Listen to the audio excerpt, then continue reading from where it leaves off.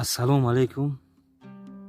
мо тасмим гирифтем ки силсила қиссаҳои воқеӣ ва ҳаётиро дар шакли видеое ки хеле ҷолибанд ба роҳ монем.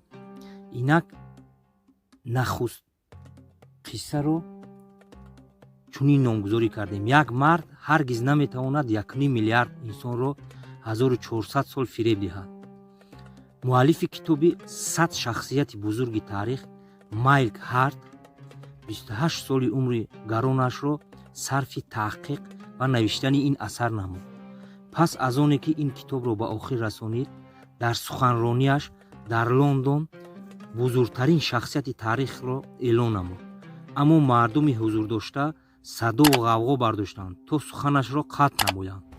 ӯ суханашро идома дода гуфт: марде дар як деҳаи хурде бо номи Макка ба мардум гуфт: ман фиристодаи Худо ба сӯи шумо ҳастам.